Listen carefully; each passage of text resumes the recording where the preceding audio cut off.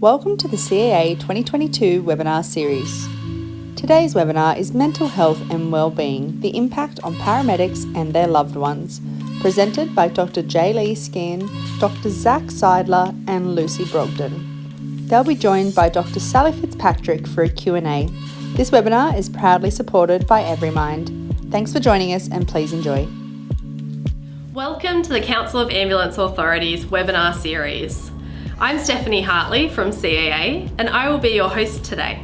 Today's webinar is part of our Me First campaign, which aims to break down the stigma around mental health and wellbeing within the pre-hospital sector and provide guidance and opportunities to our members to support them in looking after their teams.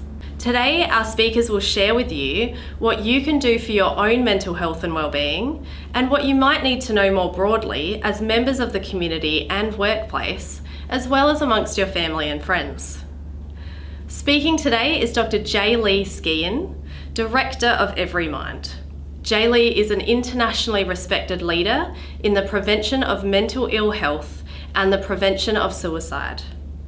Between 2019 and 2020, Jaelea took leave from her position at EveryMind to lead the National Suicide Prevention Task Force, supporting the work of the Prime Minister's Advisor on Suicide Prevention. She is joined by Lucy Brogden, a leader in the mental health and suicide prevention sector, board director, and advocate for evidence-based approaches. Until recently, Lucy was the chair and the commissioner of the National Mental Health Commission, chair of the Mentally Healthy Workplace Alliance, and in 2019 to 2020, she chaired the expert advisory group supporting the work of the Prime Minister's Suicide Prevention Advisor. Jaelea and Lucy are joined by Dr Zac Seidler. Zac is a clinical psychologist, researcher, and leading men's health expert. He holds dual roles as Director of Mental Health Training at Movember and Senior Research Fellow with Origin at the University of Melbourne. Zac has dedicated his academic and professional career towards further understanding men's health and masculinity, with his ultimate goal being to help reduce the staggering rate of male suicide worldwide.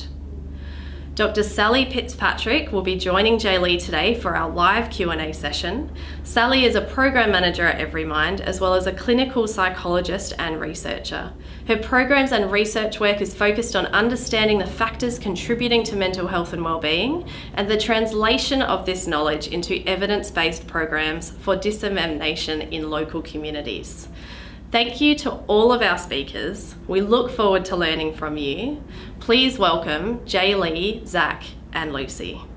Thank you so much for the introduction to this webinar, which we're going to focus on mental health and wellbeing, and particularly talking to our audience about what people can do for their own mental health and wellbeing and what they might need to know more broadly as members of the community and members of workplaces and families and others. Before I introduce others that are joining me, I wanted to take the time to acknowledge the traditional owners of the lands that we're all meeting on and joining on today. Myself and Lucy are based in Newcastle on the lands of the Awabakal people today, and Zac is joining us from Sydney on the lands of the Gadigal people. And so we pay respect to their elders, past, present and emerging, but also acknowledge all of the Aboriginal and Torres Strait Islander people that may be with us today, but also those who have contributed so much to our understanding of a broader concept of social and emotional wellbeing and health, which is about individuals and community. Because of the topic we're going to be speaking about, I'd also like to acknowledge all of those with lived experience of mental ill health, of suicidal distress, of caring, those who are bereaved by suicide. And I'm sure Lucy and Zac won't mind me saying this, but we're here presenting this discussion today because of our professional experience, but all three of us have lived experience of these issues as well. And so it's hard to often separate those different domains of our lives, as many of you listening may be aware. So just to introduce myself a little bit, my name's Jaelea Skehan. I am the Director of EveryMind, and EveryMind is a national institute that is based in Newcastle, but we're dedicated to the prevention of mental ill health and the prevention of suicide. And because we're in the kind of domain of prevention, it means we're particularly interested in empowering action in the domains of everyday life. So where people live, where people work, where people study, and where they interact as families and interact with a whole range of services. So to introduce my colleagues and friends that I'm joined with today, first we've got Dr Zac Seidler, who is a clinical psychologist, he's a researcher, he's increasingly a media commentator, but he's also head of mental health training for Movember. And many of you will know that Movember is a global foundation looking to change the face of men's health. So welcome, Zac, great to have you here. Thanks, Jaelea. And we're also joined by Lucy Brogden, who hopefully doesn't need introductions in many environments, but up until very recently, Lucy was the chair of the National Mental Health Commission and the Mentally Healthy Workplace Alliance, but she's also a mental health advocate, a policy advisor, a mother, a carer, a surf lifesaver, and a great community advocate across the board, and a great friend of Every Mind. So thanks and welcome to Lucy as well. Thank you. And just before I kind of hit into the questions with our panel, I guess we're not using slides or a formal presentation today. We wanted it to be a discussion between each of us, and then at the end we'll invite discussion and questions for those of you who might be joining us and listening in. So please kind of take note of those questions and feel free to ask that, because this is all about how we can kind of share experiences and cut through and really start to have the sorts of conversations that matter to all of us. So to kick off, I'm going to throw Lucy a question in a moment, but obviously in 20 odd years of working in mental health for me, there are some things which have changed a lot and some things that haven't changed all so much. And one of the things that often when we talk about mental health and mental illness is we often kind of conflate those two terms. So how do you describe mental health, and perhaps how do you also describe the difference between mental health and mental ill health or mental illness, depending on the words that people might use? Thanks, Jaelea. Let's start with the easiest question. And look, it's interesting. If this was a room of live people, I would ask people to tell me how many of us have mental health. And it's a bit of a trick question, because 100% of us have mental health. But at various stages for all of us, the strength, the capabilities that our mental health has can wax and wane. And that's how I distinguish it. Some of us will have those dark periods of grief and loss, relationship breakdown. For others, that moves up the spectrum in intensity and duration. And that's what we need to understand, is that there is a spectrum that all of us live on, and some of us need more support as we move around that spectrum across our lifespan. Yeah, great. I think it's important for us to kind of cut through in different environments and try and give people information, because sometimes we assume people know what we're talking about and sometimes they don't. I was sharing with one of our team earlier today that I often use an analogy when I'm talking to communities around a car. So I get people to think about their first car, and for me it was a very cool Datsun 120Y. For anyone that's on the webinar that's too young to know how cool a Datsun 120Y might have been to a 17-year-old in the 1980s, perhaps ask some of your more wise colleagues. But thinking about my first car, and some of the things we learned really early when you get a car is there's some things that we need to do to keep the car roadworthy. So, you know, it needs petrol, it needs oil, it needs water, it needs tyre with air and tread.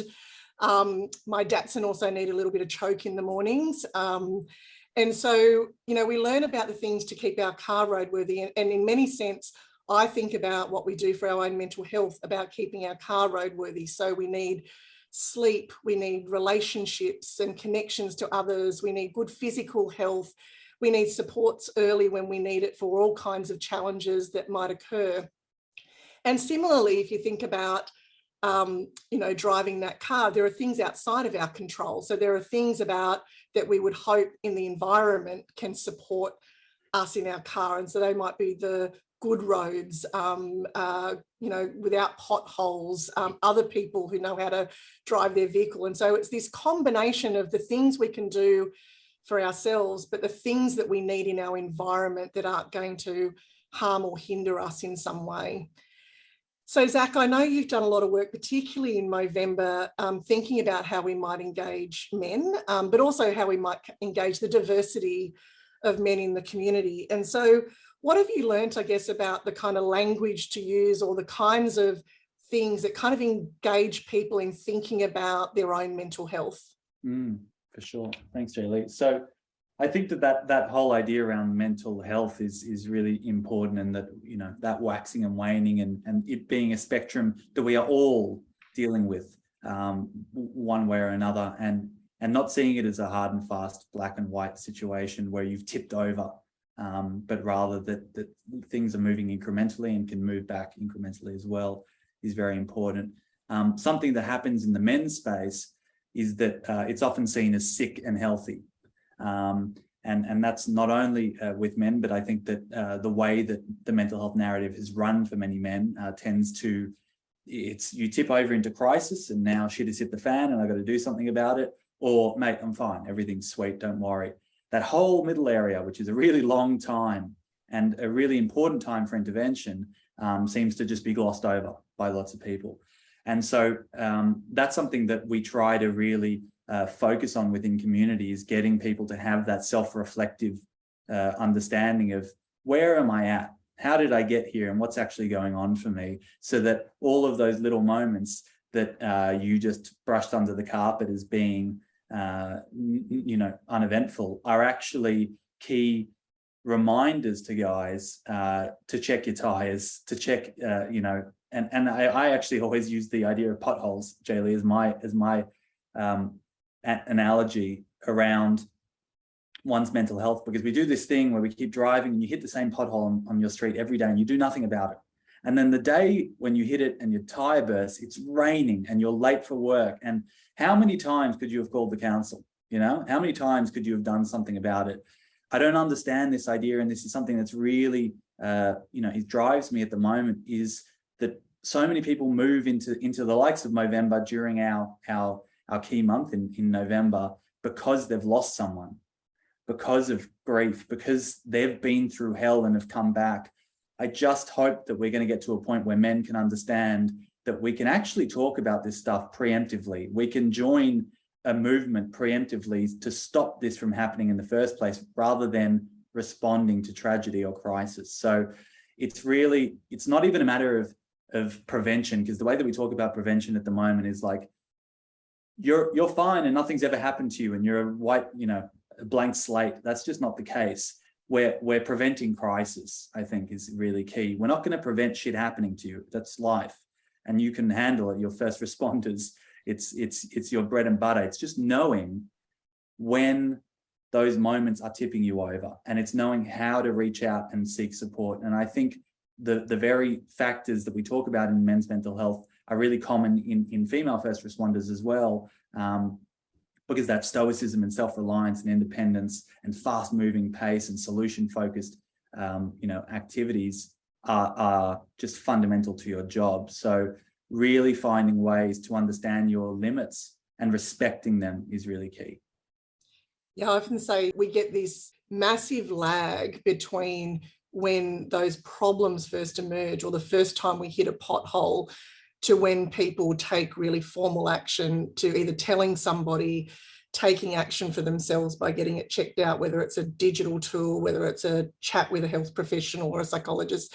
There is this long lag, and our most recent data in Australia, we finally had some early results from our national survey on mental health and wellbeing, is that actually our statistics are going in the wrong direction. We've actually got more people who are experiencing some form of mental ill health, with anxiety being most prevalent, followed by depression.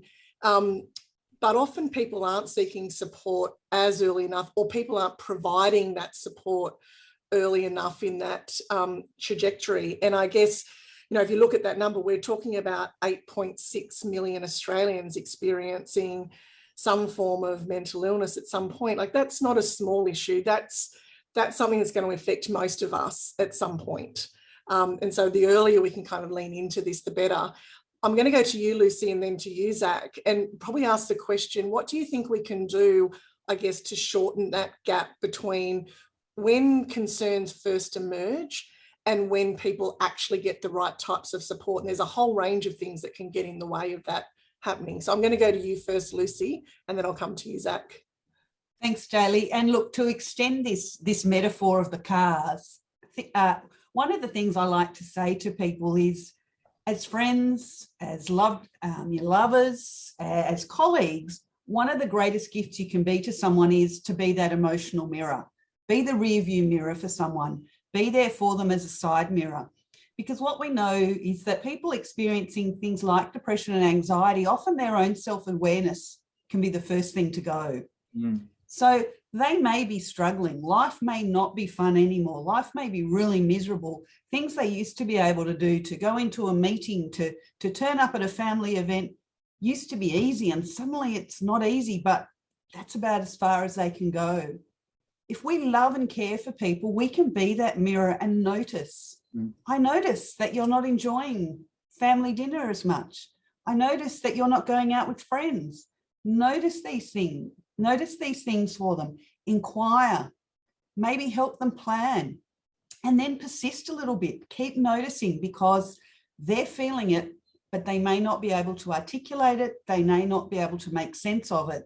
So be that important mirror as part of the car for them, to be able to reflect back on what it is that you see, that you notice, that might be worrying you, that's probably worrying them. Yeah, it's great. And I often say, you can drive with a clunky car, and if over time that clunk, you stop hearing it. And hey, it's that same thing about the how does a frog boil? Well, with incremental changes every single day. And sometimes people will have this fear of not wanting to make it any worse. And so we're fearful of saying, hey, I've noticed something, or I'm wondering what's going on for you. And sometimes that is what people need, is that experience of someone else to say, oh, actually, maybe. Zac, I'm also mindful about the fact that we often talk about, conversations, and that we have this narrative that men don't seek help, that particular professionals don't seek help. And in some respects, that can be a little bit of an easy thing to say, which accounts for why certain parts of the population are not getting the right types of supports early enough. How do you think we can get people the right types of supports, and what types of supports do they need when? For sure. I'm not going to continue with the car metaphor because I've reached my limit. I'm going to start to think I'm a mechanic and I am useless. But I think that that's really important, is this idea of a self-fulfilling prophecy. And if we continue to say men don't seek help, or doctors don't seek help, or paramedics don't seek help, of course, they're just going to be like, oh, yeah, I fit into this group and everyone keeps telling me that I'm not supposed to do that. So why would I? Why perpetuate that? Let's start a new one, which is that all of you seek help when you need it. And I think that there are many reasons currently that they may not. I work with a lot of paramedics in my clinical work, because I like to work with people who are, living on the edge to an extent, and really finding that way, because they have such desire for change and adaptivity and flexibility, but it often takes a long time for them to care for themselves. So helping the helpers is really important. But something that we don't think about a lot is that the language that they come to care for, and the way that they describe their experiences, may not often be translated by the person listening into a call, for help. And so what happens all the time is that I continue to say, you keep telling these people to open up, you keep telling them to talk more, but none of you are listening. It's like they're saying something, they're just saying it in a roundabout way. Potentially they're saying it, that they're showing it emotionally through anger, for instance, or they're showing it through alcoholism or substance misuse. And you're going, oh, he's just being Bruce. That's just how he is. It'll be fine. He'll just get off the drink and everything will be all right. Rather than actually taking the time and inspecting what's underneath that. And I think that that's, beholden on all of us as community members and friends and family and colleagues to push past that discomfort and go, all right, he's probably in that middle area now. I'm going to have to step in when crisis happens anyway. That's way more uncomfortable for you as a support network as well. So bite the bullet. What is this discomfort and awkwardness? It's like, you know, I often say, and it's a full-on thing to say, but I can tell you that paramedics know this, that having that conversation is much less painful than going to a funeral, you know, and this is not just up in the air. This happens. This type of response amongst, you know, certain populations who are really at risk. You know, we need to be able to be preemptive here. And it's not a matter of bringing in more burden, more worry, anything like that. It's knowing that we as community members and friends and family have a role to play where we don't necessarily need to bring in the likes of a clinician, and we can wrap around them, offer them the support, not freak out, but just go, we're here. What do you need? Don't tell them what they need. Ask them what they need. Sitting beside people while they find words for things that can be hard to describe can sometimes be a really important thing that we can do for people, but it's actually something that people sometimes feel quite uncomfortable doing. I'm going to read you both a quote from one of the intensive care paramedics that we've worked with on a program here at Everymind, just to kind of bring it back to our audience there. So this person says, "So I think a major bridging point for me was actually telling people that I wasn't coping because of the amount of love and support I got from everybody was completely overwhelming. And all of the fear I had around admitting that I was struggling with anxiety, depression, PTSD, symptomatology went away because nobody judged me. No one thought less of me. No one thought that I couldn't do my job. In fact, people around me started saying, hey, me too. I feel that way as well." And so I think, you know, sometimes this fear we have about saying the words out loud to others around us, whether that's at home, whether that's at work, whether that's in our sporting team, often the thing we're fearing may not actually happen when we find ways to say those words. Question for you, Lucy, obviously, you know, talking about people who are working, you know, in the first responder area, regardless of what their role may be. We've had a big focus in recent years here in Australia, but also globally, around mentally healthy workplaces and workplace mental health more broadly, because it's where a lot of us spend most of our waking hours. It's what I do. I spend more of my waking hours at work and with my work colleagues than I do in other domains of my life, in the way in which, you know, things work out. So I guess my question to you is, how does that kind of quote resonate with some of the other kind of first responder workforces that you've worked with? But also, what do you think is the role of workplaces in mental health? Like, what can be done? Now, you've only got little questions today. And look, I think, and I speak firstly as a carer, and that is the fact that we love human beings. We don't love superheroes. You know, it's only Lois Lane that got to be with Superman. The rest of us are all loving and caring for human beings. So let's allow people that are vulnerable to be loved, and show that we will love them regardless of what that is going on for them. So that's my sort of carer side of it. In the workplace, it's actually not that different. Workplaces are as you say, where we spend the majority of our waking hours, and we need to be human beings at work as well. Sometimes we might need to slip into some kind of automated mode to cope, absolutely. But when we step back away from the client, we need to be ourselves. And so we need that same level of care. Workplaces are great for two things. One, prevention. And so looking at the way teams, units work together, we can actually reduce some of the stresses. We can't take away the distress, but we can reduce the stresses. And being able to have conversations around that can be really powerful, the way we do things around here. The other thing is to support recovery. There may be some injuries or issues in life where actually being away from work is the right treatment. But often for those of us experiencing some form of mental illness, we need that connection to work to be part of our recovery. And so it's really important that our workplace, our colleagues understand that, and we can find ways to design work to allow us to stay connected.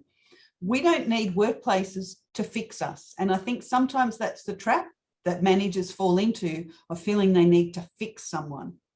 Often we'll have a good care plan. We'll know what that strategy is. We just need that safe environment to be able to move back up to the wellness end of the spectrum that we were talking about earlier.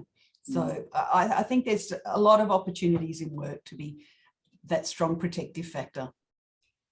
And it may not feel like it every single day, I'm sure, for any of us going to work, but we do know that work is generally protective for our mental health, that having purpose, having something to do, and also having the financial resources we need to live our life and to set our own goals and function can be critically important. But making sure that any kind of environmental risks in the workplace or the way in which our jobs are designed are taken care of is critically important for any of you that are listening that are more in those kind of leadership or particular roles where that is critically important, but also creating teams and environments where people can share vulnerability, support each other, and allow people to have those kind of ups and downs that we might experience. Zac, you've done a range of work through your clinical work, but also at Movember with a range of different kind of workplaces and industries. Kind of any kind of top tips from you, or any kind of things that kind of spring to mind, or things you've heard many times that you wanted to share? Yeah, Lucy and I were just on the call before where I talked about some of my frustrations with this, but I really do. Firstly, with regards to that quote, I think that the key takeaway as being a psychologist is that your mind lies to you, plays tricks on you for good reason often, which is that it's trying to avoid pain. It just it has the wrong information. And so that idea that there are quite a few reasons that someone may not open up about something that's going on. It's fear of stigma and the response that they're going to get. I often, whenever I'm struggling with something and I don't want to talk about it, the reason I don't is because I think it'll go away.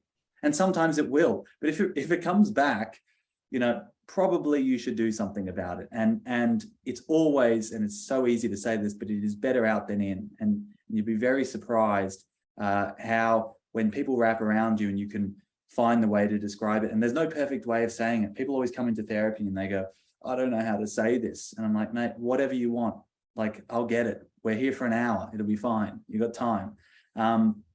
So that's first and foremost. When it comes to workplaces, yes, they are not there to save you or to take away that suffering, but they do not need to add to it.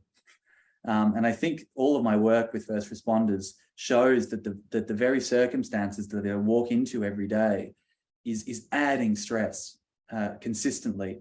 And so it comes down to, management and leadership styles and the structure of work, which is so important, as Lucy was talking about. But I also think when it comes to the mental health and well-being, part of your job, trying to not take it as a tokenistic tick box, but rather finding ways to actually inbuild really good practices for you and your team, demanding more, really, because we know across the board that productivity, efficiency, is only going to increase if you are feeling supported and looked after at your job. So, yeah, I just think we've discussed this so many times. I've done it with both of you, but I'm over awareness making. I think we're all on the same page that this is a big deal.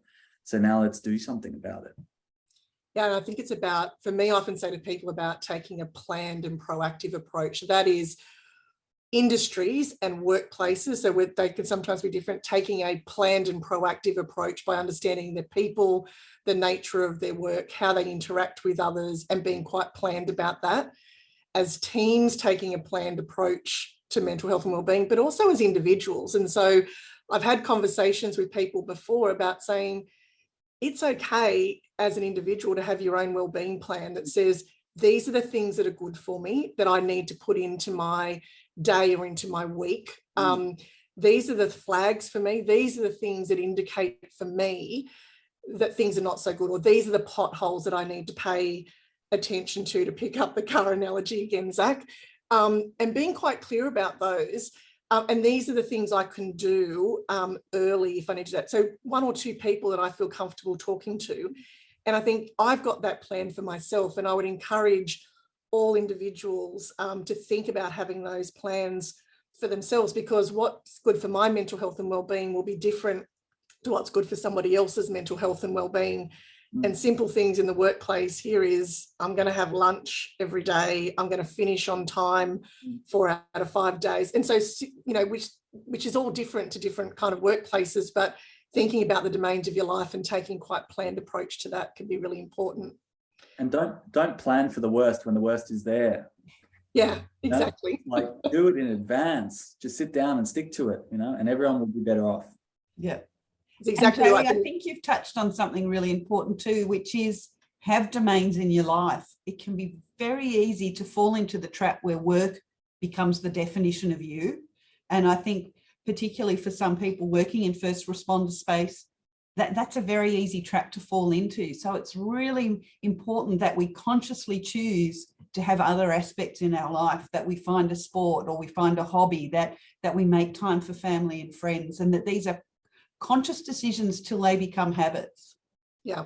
And for those of you who are parenting and have children, encourage your children to have domains of their life. They don't want to do all of their activities just with their school friends. So having those different kind of connections can be quite protective and things for us to take through as adults. So I'm going to pick up, obviously, we've been talking a bit broadly about mental health. We've been talking about the workplace and talking about our first responders. And so caring for those who provide care for others is critically important because they play such a critical role in our community. But many of those people who are providing professional care for others might be providing non-professional care to people as well. And so, Lucy, you and I have a shared passion, and I'm pretty sure Zac shares his passion as well, that, we've got a huge, I call them an unpaid workforce, which are people who care for and support others who are having a difficult time. And so they may be family members, they might be colleagues, they might be mates, and they're often the people that people talk to early, but they're often people who can be quite unsupported. So we can often feel quite unsupported in that role as a carer.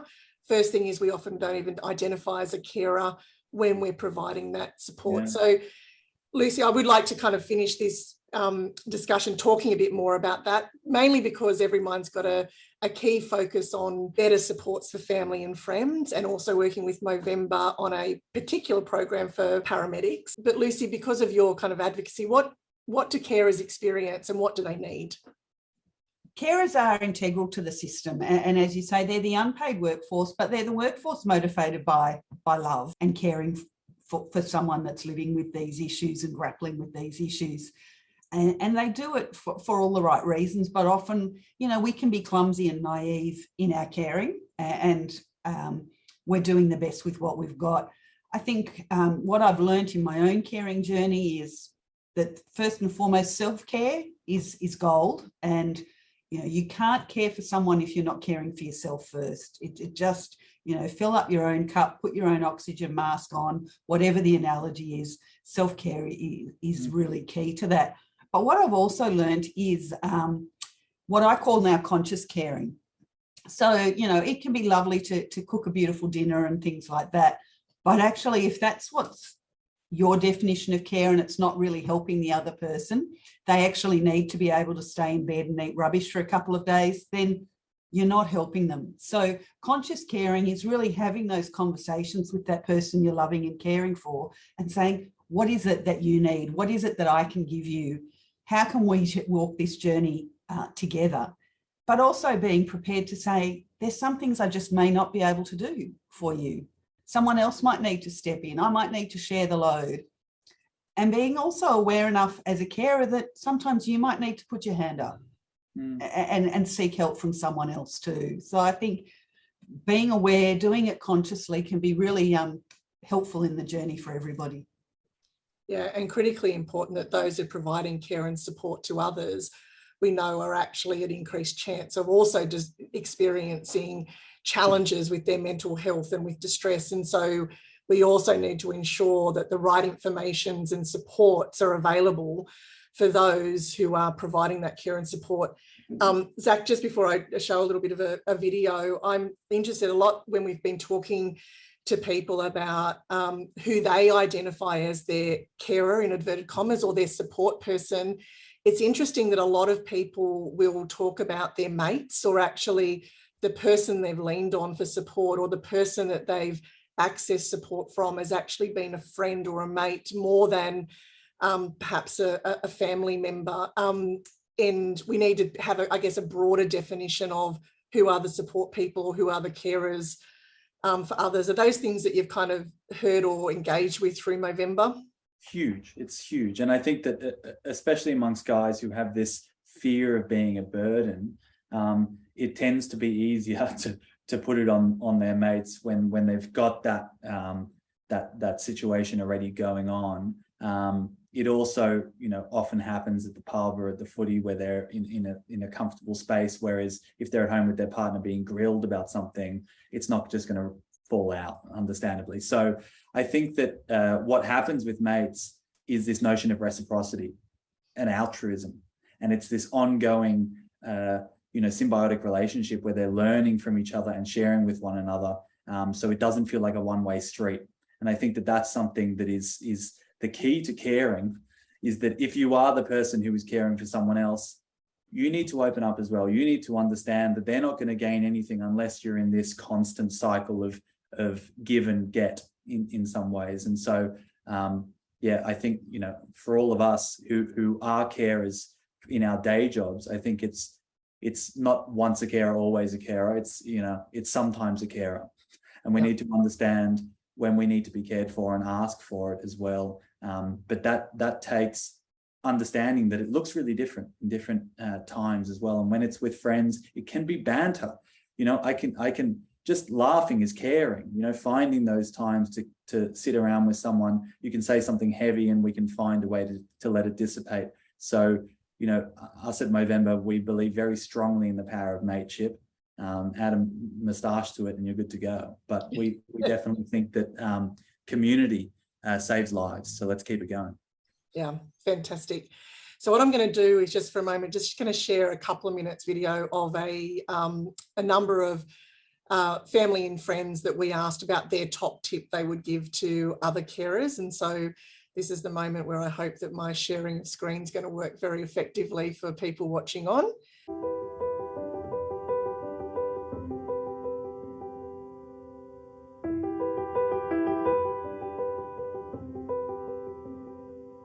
One piece of advice for those who are caring for others is find a tribe. Find a community, whether they're online or in person, who get what you're going through. We don't have to feel as carers that we're trying to carry all the weight. You can't walk it alone. When your loved one loses hope, just hold on to the hope for them, and then you'll be able to hand it back when they're ready. I try and listen in the moment and then reflect once I sit down with myself and go, okay, so this is what this looks like. I need to step back from the situation and just process it a little and not be so hard on myself. Ask for help when needed. Don't be afraid. Share your journey with others, but choose who you're going to share your journey with. Who can support you, who can let you cry. They don't have to offer advice, but they just get where you're coming from. And sometimes all you need to do is just have somebody understand. Being in a loving position in yourself and being a non-judgmental person is really also so important in these situations. There has to be a positive note to this. There has to be a positive note to say that, some days the anxiety and depression may arise, but it won't be as heavy as it has been. That your experience is your own, and nothing I can say is going to change the journey that you have with that person. You may not see eye to eye with who they are or what they are saying in front of you, but my best advice would be to see heart to heart.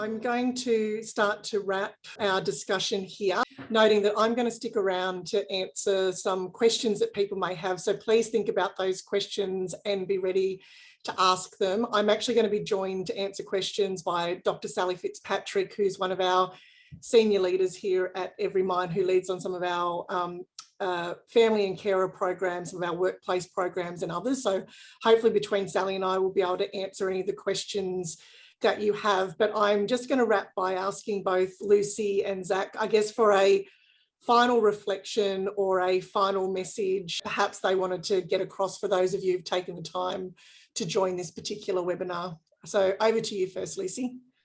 Oh, Jamie.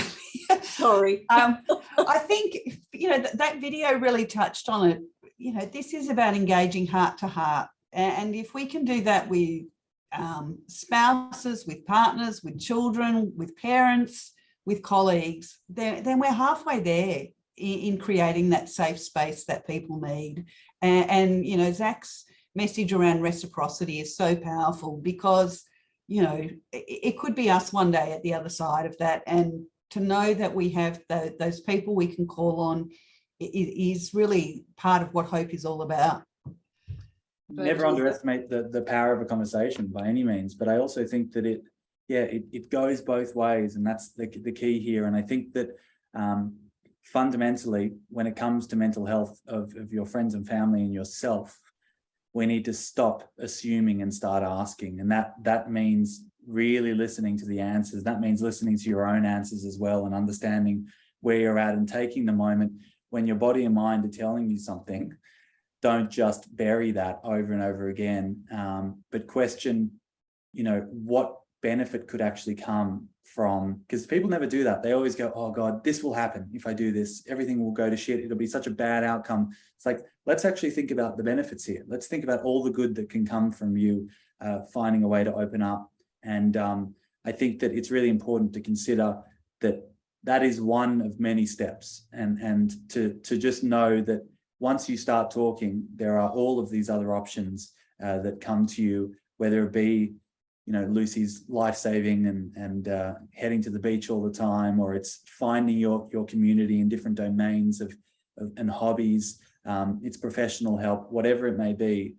There are so many means for connection to keep you going and give you that thrive, to keep going. So incredible work that all of these first responders do, and I'm just really grateful to be here today. Thanks for having me.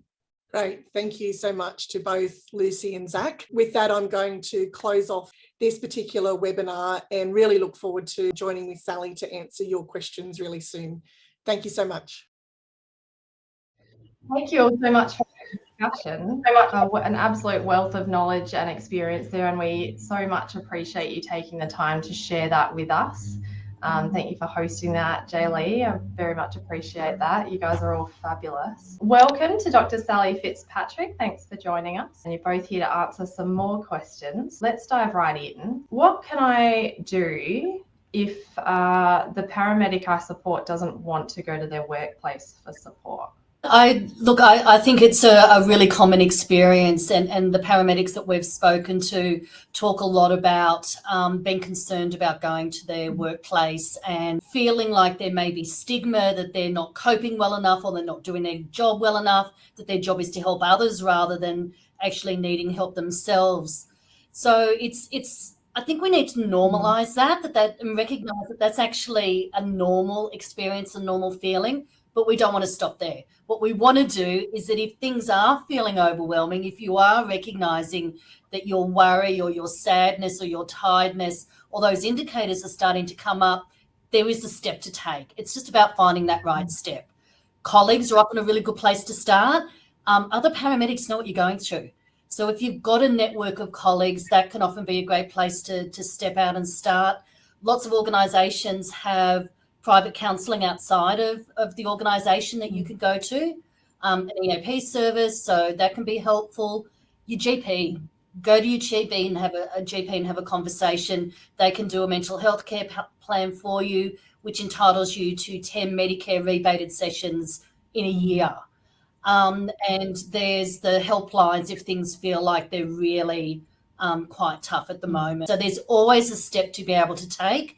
Talking to family, talking to friends. We've heard Zac talk about reaching out to your mates, whether that is at the footy down at the pub or being able to have a quiet beer and just saying, things aren't so great at the moment. So I encourage you that if they're not great, take a step, It doesn't have to be to work, but as long as it's somewhere. And the only thing I'd probably add as the senior leader of our organisation at Every Mind is I wouldn't necessarily suggest that everyone needs to seek support in their workplace. But as a leader, it is actually easier to support people if you know what's going on. So if you feel that your team leader, that your workplace is one where you can speak up, having people who can make some additional supports in the work, make some adjustments to work if that's required, amend things for you, having them know what's going on can actually enable them to do their support job a bit better. So maybe kind of weigh up, your levels of kind of comfort with who you might perhaps tell somebody else first, but maybe they can also support you to tell the right person at work. Yeah. So. Yeah, that's I strongly agree with that from both sides. From someone that went through divorce years ago and really struggled with that, I was able to share that with the people that were supervising me, and that made such a difference in the way that they were able to sort of care or through that time in terms of workload or things like that as well. And then also as a manager, when people do share, I strongly agree. It's a lot easier to just, what Zac said, to not make work add to it can help with that a lot. All right, thank you. What about paramedics may want to prevent burdening their loved ones with the trauma that they see and experience? So they may not disclose much when they ask about that, when they're asked about their day. Their loved ones may interpret this as not wanting to talk.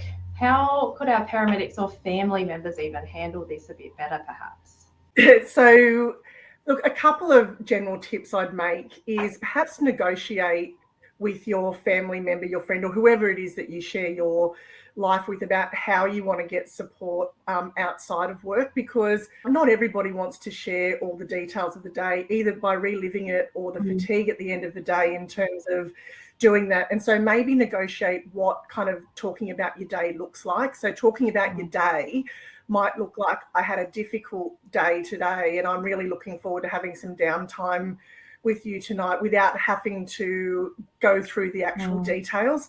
From the other side, often family and friends or flatmates that you're connecting with often want to provide that additional support. So sometimes negotiating what good support looks like for you as the paramedic, but also what support looks like if you're somebody providing it, so that you're not trying to fumble through that or inadvertently doing the wrong thing for somebody.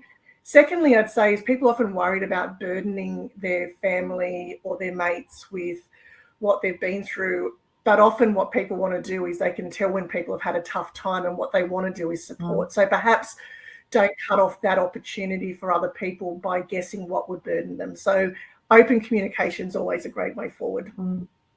Yeah, I completely agree. I think if you as a mate or a partner or a relative can negotiate how you can manage that if things do become difficult. So have that pre-conversation, knowing that, paramedics work with trauma every day. Some trauma is going to have an immediate impact. Sometimes it builds over time. So this is an occupation that's likely to have some level of impact at some point in time. So being able to, think about early on, how are we going to deal with that when it comes up can be helpful. But I'm going to reflect back to listening to Jaelea, Lucy and Zac, and one of the big points they made was to be able to care for other people, we need to be able to care for ourselves. And I think in all the work that we've done with paramedics, this idea of not wanting to burden the people in your life is so strong. It comes through again and again and again. And we've heard paramedics say that, when they put on that uniform, it's the Superman uniform. It's there to be able to protect them, so that they can get on and do the difficult job that they need to do on an ongoing basis all day. But that uniform means that they don't necessarily want to be able to share or communicate about all of those difficult things. Sometimes we need to just pull the uniform apart a little bit so you get the care and support you need so that you can keep on doing the job you do, but also keep having the relationships that you need to have in your life too. So it goes both ways. We need to care for those who care, but we need those who care to also be empowered to be able to seek that care themselves. Absolutely. Thank you. David's asked, as someone going into paramedicine as a new career, I'd be keen to hear about the role of resilience in mental wellbeing. for first responders and how we could build it? It's a great question, isn't it? Resilience is one of those things we hear a lot about, but we don't always necessarily hear what you do to build resilience. Resilience is an idea about being able to bounce back. So we all go through life having experiences which can be really positive, and we're going to go through life having experiences which can be a little bit more difficult, whether that's at work or at home. And resilience is about being able to come back after those difficult experiences. It's not to take them away. It's not to acknowledge or try and think they're not going to occur. They are going to occur, but it's what we do with them is really important. So I think there's two things to do. One is it's the setup to be able to look after yourself. Your sleep, your diet, your exercise, your social connections mean that if you come across those hard times, if those things are working well for you, you're more likely to be able to bounce back. Jaelea's analogy of the car, if the car's empty and you hit a really deep pothole, it may not be able to bounce back as well as if it was in good condition. So making sure that we can set ourselves up for the things that enhance our well-being means that we're going to bounce back when we can. And then the second part of it is knowing that when you do hit those speed bumps, you do hit those potholes, there are things you can do about them, like we talked about a little bit earlier. So some preparation work to set us up for when we hit the speed bumps, and then some action to take to be able to look after ourselves when we do. And the only other thing I would add to that is for those who might be in leadership positions listening in, is resilience is not just about what the individual learns, it's actually about the systems and how resilient or how flexible or how much give our environments also have will support people to bounce back or bounce through difficult times. So, you know, if we just focus on how we improve the resilience and the well-being of the individuals and still have people working in difficult situations, long hours without support, then what the individual can do is actually going to wear over time. So really there is responsibilities of our organisations, of our teams, of our systems to ensure that people can be set up to be more resilient. Yeah, fabulous. Thanks. Thank you. And similar lines, thoughts on clinical supervision or regular clinical debriefs for paras, not just waiting for a big job or self-identification. Do you have thoughts on that? Look, it's a good question. I might get started and then hand over to Sally, who's got much better clinical skills than I do. I'll say a couple of things. Debriefing, certain types of debriefing are counterproductive. So we used to do immediate kind of trauma briefing. We learned that didn't work very well for people.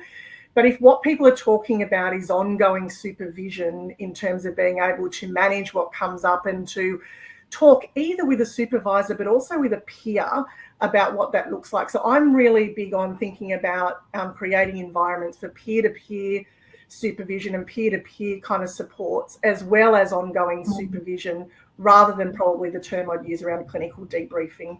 Completely agree. I think there's been a lot of history around debriefing, and what we have learnt really strongly is that people's response to trauma and the way that they need to be able to process that trauma is really different. One model's not going to fit everyone. So getting everyone together and doing one debrief and thinking that that's going to address the issue is probably not going to work, and our organisations need to recognise that there's a range of strategies that need to occur probably over a period of time to be able to meet the needs of people, and checking in with staff and making sure how they're travelling along that road is really important.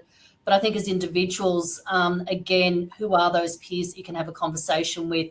Who are those peers within your colleagues that actually get likely what you're going through? But are there people outside of your workplace that are really good for you just to be able to say things aren't great, whether you go into detail or not, but can just sit with that with you is really important. But what you're really asking, Steph, is it's about sharing, isn't it? It's about not bottling this up. It's about being able to say, this was a really tough day for these reasons, or this is built over time, and I really need to be able to spend some time unwrangling that a little bit. Yeah, spot on. Thank you. Louisa asked, how do you support your partner who is also a first responder when they want to talk about work at the end of the day, but you just want to switch off? Look, I live in a household where we both work in suicide prevention, so we need to have these conversations about when work and life kind of start and end, if that makes sense. Look, I think it comes back to the earlier point about negotiation, and what one person finds is very helpful, another person can find very unhelpful in terms of carrying the day into what might be a safe space or a relaxing space or a different zone for you to kind of live a different part of your life. And so I think kind of negotiating that so that the person who might want support for their day might actually find somebody else that they can talk to about their day so that your relationship can kick in a bit differently. But I think trying to negotiate that in advance is going to be really helpful so both people get what they need. I completely understand that sometimes you want to talk about work with people that, you know, understand what work's life, but just remembering that there are so many different parts of us. Work's one part, many of us are parenting, in relationships, sporting coaches, and you want to be able to, I think what Lucy mentioned, dip into those different zones of your life and not have all the zones bleeding into each other. And I think on top of that, if you've got two paramedics who are in a relationship living together, they will know more than anyone else that, you know, some of the stuff that you bring home at the end of the day is quite traumatic or can really hit really close to home. So having negotiated what that looks like, there might need to be some caveats around, you know, today was a particularly hard day and something needs to shift. I'm going to need to either have some more quiet time or actually I'm going to need to engage, even though we would normally have quiet time. So being able to call that in the moment is also really important. I live in a house where my husband is a talker about the end of his day, and for me, I am a real introvert. My staff would absolutely laugh at that, but I'm an introvert who finds it really hard to come home and just talk. I just need that quiet space. And so you work that out. But at times, I'll talk to someone on the way home rather than with my husband when I get home. Jaellea's right, Lucy's right. You've got to have alternate options available to you, but you've also got to be responsive in the moment. Yeah, right. Thank you. Let's go last one from Peter. Is there any evidence that working as a solo officer for an extended period of time can increase mental health injuries statistically? I'm going to answer that by saying I don't know about the paramedic environment, but at Every Mind we've been pretty focused for the last 5 to 7 years on small business owners and also other environments where people work in isolated ways. And what we do know is there are some additional stresses and strains that can come from people being small business owners or particularly working in as contractors. So the kind of supports that you might get within a workplace, you've got to manufacture in slightly different ways. Similarly, we did some work in the mining industry a number of years ago and actually identified that in the types of mining where people were more isolated in their work, usually open cut mining rather than underground mining, people's mental health tended to be poorer than those that were often working in more difficult situations but working in teams. So if I extrapolate from that, I would say that I think we do need to pay attention to people who are isolated either geographically in their work or role-based in their work and identifying how we can build in natural connections and supports. Not to mention that we as human beings, introverted or not, are social beings and actually being connected to other people is protective. And so there's certainly things I would be looking out for as a leader or flagging if I'm that individual worker about what could be done to increase some of that connection. 100% we are social beings and social connection is one of the most protective factors that it does exist out there. Even the recent experience of COVID for most of us that don't work in the paramedic world and, you know, being at home, we may have had connection with peers, but you are much more isolated and that does have an impact. It means about getting a little more creative and planning proactively where those connection points are when you need them, but also on a regular ongoing basis so you feel like you're supported and you don't always need to reach out, that there's going to be a genuine automatic network around you when you actually need it. Yeah, great points, great points. Well, thank you very much to both of you and to everyone at Every Mind for being involved in this and for sharing from your knowledge and research. We really very much appreciate it. Today's webinar launches the start of our wider Me First campaign. It's not just today. We're about to launch into an entire month of this conversation that should never really be stopped. but we will be highlighting for the month of September and from now on. So please, everyone, follow our socials over the next month. We will have videos from leaders in the Australasian ambulance sector who will be sharing their thoughts and their experiences with mental health and wellbeing personally and professionally, alongside helpful content from experts in this field, such as these wonderful people from Everymind. So thank you to Everymind for your support in this campaign and this webinar. Thank you to everyone that's come today, and also to all of our presenters. And our next webinar will be on patient safety on the 27th of September, which is supported by 3M.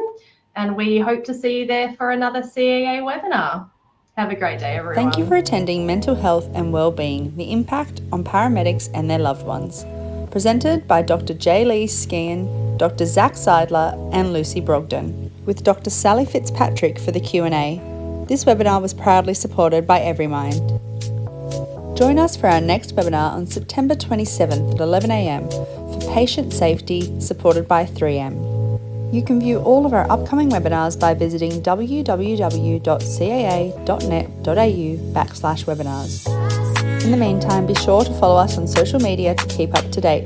Twitter at CAA Australasia, Facebook and LinkedIn, the Council of Ambulance Authorities Australasia. Thanks for joining us, and we look forward to seeing you next time.